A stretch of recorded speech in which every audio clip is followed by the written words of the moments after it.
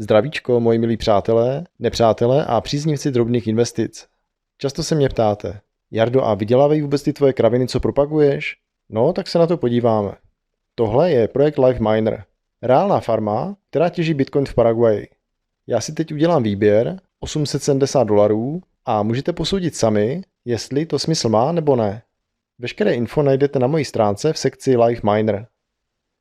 Potom ještě dělám Royal Q. To je robot, který v reálném čase obchoduje na Binance. Vidíte, že za pouhých 5 dní vydělal kolem $80.